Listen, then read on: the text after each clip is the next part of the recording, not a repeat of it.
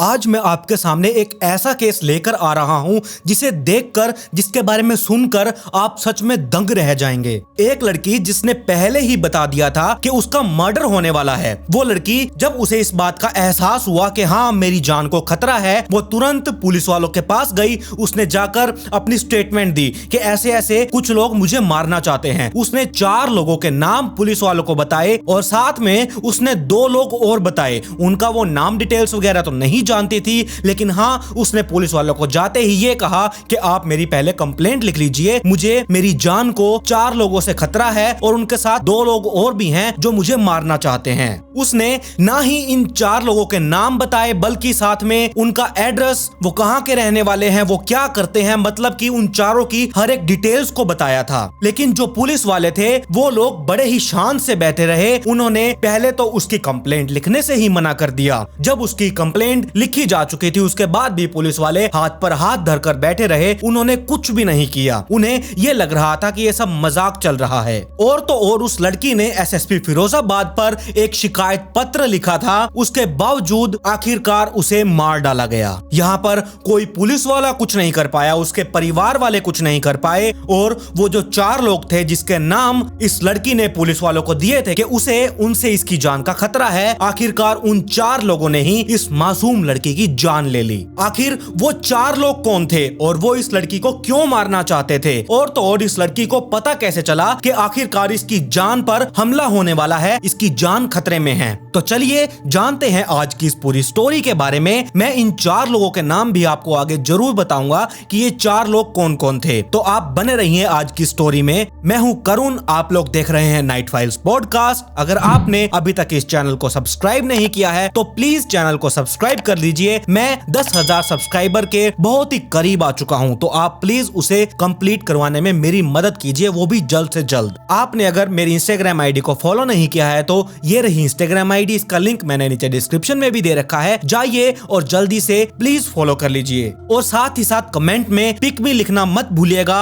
अपनी राय के साथ। इस केस के बारे में आपकी राय क्या है, मुझे वो भी जानना बहुत जरूरी है, तो आप प्लीज जरूर कमेंट कीजिएगा पिक मी के साथ। तो चलिए आज की इस वीडियो को शुरू करते हैं। जिस केस के बारे में, जिस लड़की के बारे में मैं बात कर रहा हूँ उसका नाम है रितिका। जी हाँ, पेशे से वो ब्लॉगर थी और ये जो रितिका थी ये 30 साल की एक खूबसूरत लड़की थी। इसका जो पैशन था वो मेकअप करते हुए वीडियो बनाना और अच्छे अच्छे अलग अलग स्टाइलिश के कपड़े पहनकर वो वीडियोस बनाया करती थी। सोशल मीडिया पर इसका एक्टिव रहना बहुत ही ज्यादा था। इसके जो इंस्टाग्राम पर फॉलोवर्स थे वो 40,000 से भी ज्यादा थे। फैशन के साथ साथ ये फूड ब्लॉगिंग भी किया करती थी। लेकिन जब उसकी खामोशी हुई, सच में आगरा की एक सोसाइटी में बहुत ही शोर मचा दिया था। अचानक एक सोसाइटी जो कि आगरा की थी उसमें बहुत ही ज्यादा हड़कंप मच चुका था। ये जो सोसाइटी थी ये थी ओम श्री प्लेटिनम सोसाइटी और ये जो जगह थी इसका नाम था ताजगंज एरिया। तारीख 24 जून 2022 सुबह के करीब 11 साढ़े 11 बजे के आसपास का टाइम था। उस समय सोसाइटी की एक बिल्डिंग से 4थे फ्लोर से, जी हाँ 4थे माले से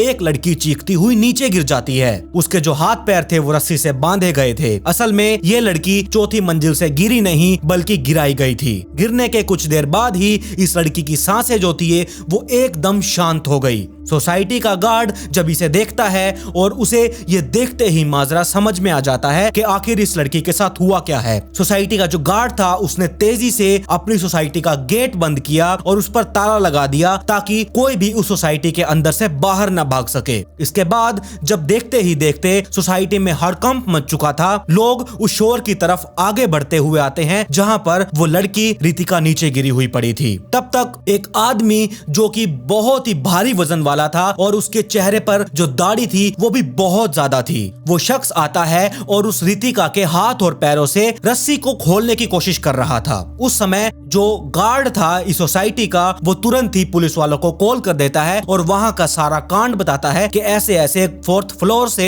एक लड़की को नीचे धक्का दे दिया गया है। कुछ देर बाद ही जब पुलिस वहां पर पहुंची, पुलिस वाले जब वहां पर पहुंचे उन्होंने उस आदमी को देखा जो एक भारी शरीर का आदमी था, मुंह पर चेहरे पर इतनी बड़ी बड़ी दाढ़ी थी, उसे जाते ही झप लिया। झपने के बाद और ये बड़ी दाढ़ी वाला ये आदमी था, इसका नाम था आकाश गौतम। वहाँ पर एक लड़का और था। इन दोनों लड़कों को पुलिस वाले अब हिरासत में ले चुके थे। फिर उसके बाद इन लोगों को पता चला कि ये जो लड़की को नीचे फेंक दिया गया था, इस लड़की का नाम था रितिका, और ये जो आकाश गौतम था ये कोई और नहीं बल्कि रितिका का पति ही था। लेकिन वो उससे काफी ही ज्यादा समय से अलग रह रही थी। ये जो रितिका जहाँ पर रह रही थी ये अकेली नहीं बल्कि किसी और आदमी के साथ रह रही थी जिसका नाम था विपुल। इसने 2 से 3 महीने पहले ही वो किराए पर फ्लैट लिया था। लेकिन सवाल यही था कि आखिरकार पूरी घटना ये किस वजह से हुई, रितिका को आखिर क्यों मारा गया। रितिका पूर्ण रूप से दिल्ली के सटे शहर एक गाजियाबाद की रहने वाली थी। यहीं पर इसके माता पिता रहा करते थे। पिता नोएडा की एक कंपनी में नौकरी किया करते थे। बेटी शुरुआत में ही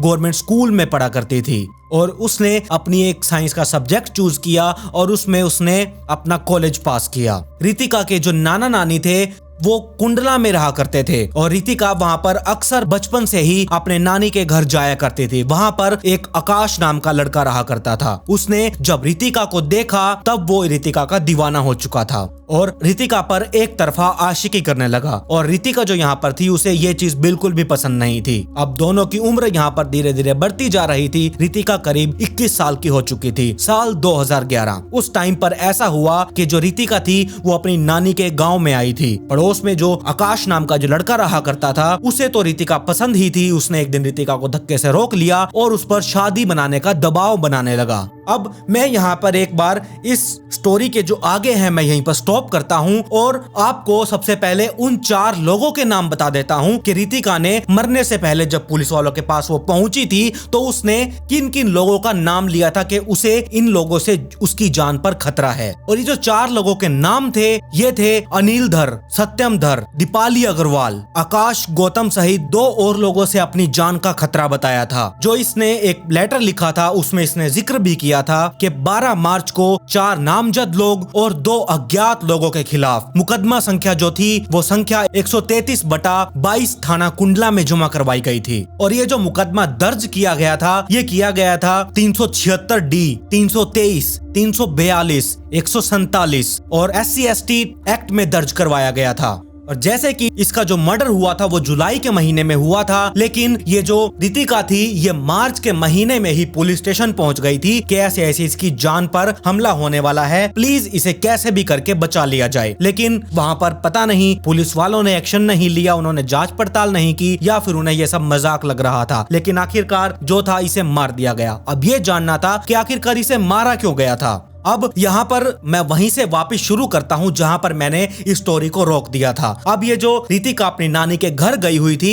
वहाँ पर आकाश ने जब इसे रोका, इस पर शादी का दबाव बनाने लगा, वहाँ पर प्यार करने की वो कस्में खाने लगा। लेकिन रितिका ने यहाँ पर सीधा ही मना कर दिया था और आकाश उस टाइम पर रितिका की ना को स्वीकार नहीं कर सका। इसके बाद उसने रितिका को किडनैप कर लिया। करीब 1 हफ्ते तक उसे अपने साथ रखा। इधर रितिका के परिवार की जो कंप्लेंट थी वो पुलिस वाले इन्वेस्टिगेशन शुरू कर चुके थे और तुरंत ही आकाश गौतम को यहाँ पर अरेस्ट कर लिया गया और रितिका को भी उन्होंने ढूंढ निकाला था। लेकिन जो कल तक आकाश को रितिका खरी खोटी सुनाया करती थी वो अब पहले से बदल चुकी थी। जो कल तक रितिका आकाश के प्यार को ठुकरा रही थी, उसे बार बार मना करती जा रही थी, वही अब आकाश के प्यार की दीवानगी पर ऊपर चढ़ने लगी थी। वो भी उसे प्यार करने लगी। वो परिवार को कह चुकी थी कि अगर वो शादी करेगी तो सिर्फ आकाश गौतम के साथ। परिवार वालों ने उसका बहुत ज्यादा विरोध किया कि तुम जो भी कर रही हो गलत कर रही हो, तुमने एक गलत आदमी को पसंद कर रखा है। लेकिन परिवार वालों ने साथ में ये भी कहा कि वो कुछ करता धरता नहीं है। तो आकाश ने उसके परिवार वालों को ये कहा कि उसकी रेलवे में जॉब लग चुकी है और इसी बात पर परिवार वालों ने भी रितिका और आकाश की शादी के लिए हाँ कर दी। और यहाँ पर ये जो कहानी थी ये अब इन दोनों की लव मैरिज पर पहुंच चुकी थी। दोनों की शादी भी कर दी गई। शादी के बाद दोनों गाजियाबाद के एक फ्लैट में रहने लगे। लेकिन कुछ समय बाद ही ये बिल्कुल साफ हो चुका था कि आकाश की कोई भी रेलवे में नौकरी नहीं लगी है। उसने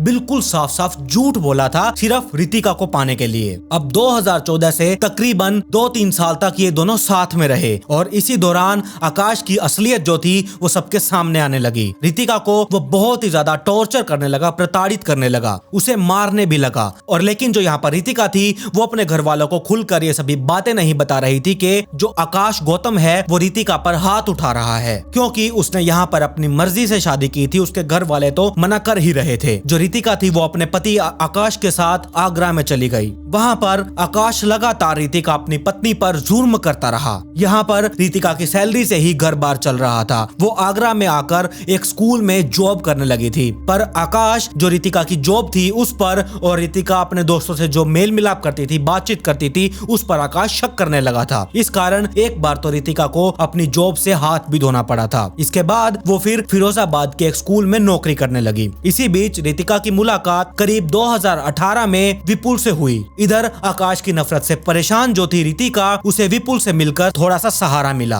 और इसी बीच दोनों के बीच में एक अच्छी फ्रेंडशिप, एक अच्छी दोस्ती हो चुकी थी। फिर कुछ टाइम बाद एक ऐसा टाइम आया, ये दोनों यानी कि विपुल और रितिका एक साथ रहने लगे। अब रितिका पूरे तरह से आकाश से दूर हो चुकी थी। वो आकाश को छोड़कर विपुल के साथ रहने लग चुकी थी, लेकिन जो रितिका थी वो कानूनन अभी भी आकाश की पत्नी ही थी। इस घटना को लेकर मामले की जांच कर रहे आगरा के ताजगंज के एसएचओ ने बताया कि रितिका ने अपने पति आकाश गौतम से अलग होने के लिए कानूनी तौर पर एक अर्जी भी दी थी। तलाक के दौरान रितिका ने करीब 50 लाख रुपए की मांग की थी। आरोपी आकाश जो था उसने पूछताछ में ये बताया कि पिछले काफी समय से वो पता लगा रहा था कि आखिर रितिका रह कहां पर रही है और किसके साथ रह रही है, उसने मुझे किसकी वजह से छोड़ा है। जब उसे रितिका और विपुल के रिश्तों के बारे में पता चला तब वो उसके पीछे ही पड़ चुका था। अभी तक की पूछताछ में उसने बताया कि कोर्ट में आकाश ये सबूत देना चाहता था कि रितिका अपने दोस्त विपुल के साथ रह रही है। अगर उसका वीडियो बनाकर उसने कोर्ट में पेश कर दिया तो शायद उसे 50 लाख रुपए का जो मुआवजा रितिका ने मांगा था वो उसे भरना ना पड़े, क्योंकि पत्नी अपनी मर्जी से पहले ही किसी और के लिए पति को छोड़ चुकी है। अब कोर्ट में किसी तरह भी वो वीडियो बनाकर दिखाने के लिए उसने दबाव बनाया और जबरदस्ती की। इसीलिए वो 2 लड़कियों और एक लड़के को अपने साथ लेकर रितिका और विपुल के फ्लैट पर लेकर गया था।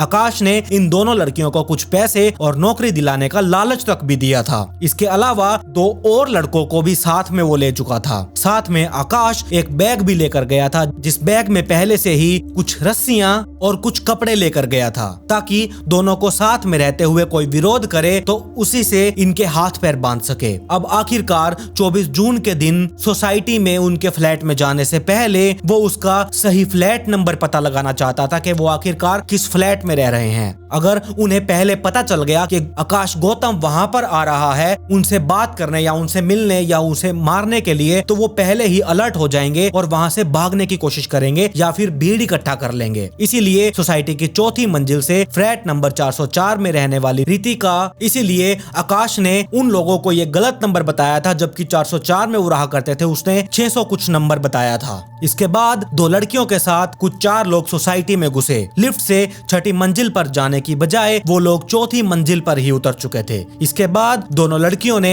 फ्लैट का गेट इसीलिए खुलवाया ताकि आकाश को देखकर वो कभी दरवाजा ही नहीं खोल पाए। अब यहाँ पर जब वो लोग उस फ्लैट में गए, उन्होंने दरवाजा खटखटाया। विपुल उस दरवाजे पर आया। जब उसने देखा कि मेरे फ्लैट के बाहर 2 लड़कियां खड़ी हुई हैं, उसने वो दरवाजा खोल दिया। तो तुरंत आकाश वहां पर बीच में आ गया और उस घर के अंदर, उस फ्लैट के अंदर घुस गया। और उसके बाद जब आकाश उस फ्लैट के अंदर घुसा तो आकाश और विपुल और रितिका, इन तीनों के बीच में बहस होने लग चुकी थी। तब लड़ाई में दोनों महिलाएं यहाँ पर रितिका को काबू करने की कोशिश करती हैं, जबकि आकाश और उसका साथी इस दौरान विपुल के हाथ पैर बांधकर उसे बाथरूम में बंद कर देते हैं। सबसे पहले उन दोनों ने विपुल की खूब सारी पिटाई की, उसे खूब मारा। और अब विपुल को तो वो बाथरूम में बंद कर चुके थे और उसके बाद वो लोग रितिका को मारना पीटना शुरू कर देते हैं। इसके बाद चारों मिलकर रितिका के हाथ पैर बांध देते हैं और उसे पकड़कर बालकनी तक ले जाया गया। बालकनी तक ले जाने के बाद इसी बीच इन लोगों के बीच में कुछ ऐसा हुआ कि उसे 4थी मंजिल से नीचे फेंक दिया गया। इधर नीचे अपार्टमेंट के गेट पर मुन्ना नाम का एक गार्ड था जो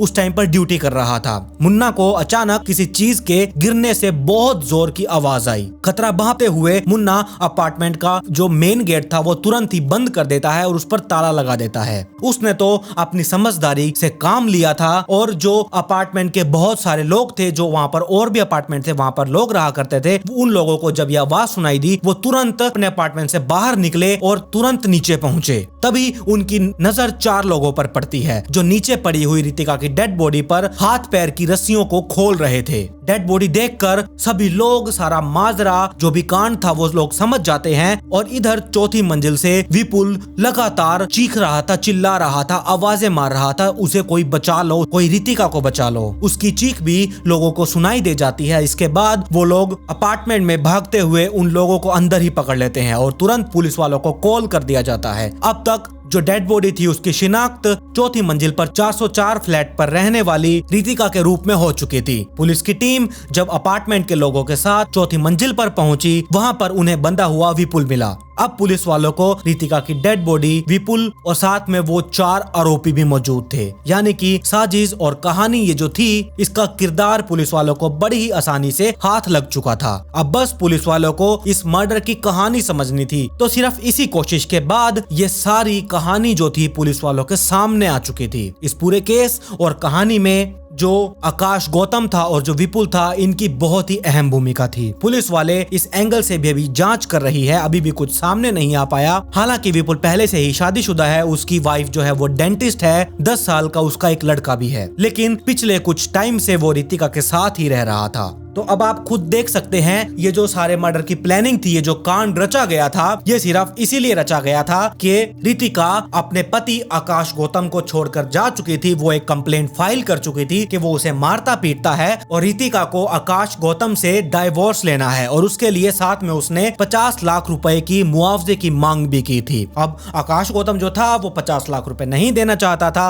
और साथ ही वो रितिका को भी छोड़ने के लिए तैयार नहीं था, क्योंकि रितिका उसके लिए एक समान ऐसी हो चुकी थी कि वो अपना जब भी उसको गुस्सा आता तो वो अपना सारा गुस्सा रितिका पर निकालता था। लेकिन हालांकि रितिका भी ये चीज कब तक सहन कर पाती, इसीलिए रितिका का फैसला तो बिल्कुल सही था, उसने आकाश गौतम से अलग होने की सोची। इन सबसे पहले ही 2-3 महीने पहले ही रितिका ये चीज समझ चुकी थी कि उसका अब मर्डर होने वाला है, उसकी जान को खतरा है। इसीलिए वो तुरंत पुलिस वालों के पास गई, उसने एक लेटर लिखा, उसमें उन 4 लोगों के नाम लिखे, साथ में 2 और अन्य लोगों के नाम लिखे और ये चीज सामने आई कि पुलिस वालों ने उस टाइम पर कुछ भी नहीं किया। अगर पुलिस वाले उस टाइम पर कड़क एक्शन ले लेते तो शायद आज रितिका जिंदा होती। और ये जो सारा माजरा हुआ था, ये सिर्फ इसी वजह से हुआ था कि रितिका ने आकाश गौतम से डाइवोर्स ले लिया था और 50 लाख रुपए की मांग करी थी। सिर्फ इसीलिए एक बेकसूर लड़की रितिका को मार दिया गया। अब आप बताइए आपकी स्टोरी के बारे में राय क्या है, मुझे अपनी राय कमेंट सेक्शन में जरूर दीजिएगा। और हाँ, अगर आपने अभी तक इस चैनल को सब्सक्राइब नहीं किया है तो सब्सक्राइब कर लीजिए, साथ में नोटिफिकेशन बेल आइकन को दबाना बिल्कुल भी मत भूलिएगा। मेरी इंस्टाग्राम आईडी ये है, इसका लिंक मैंने नीचे डिस्क्रिप्शन में भी दिया हुआ है, जाइए और जल्दी से इंस्टाग्राम आईडी को फॉलो कर लीजिए। खैर, पिछली वीडियो का शाउट आउट चंद्रिमा भट्टाचार्य जी को।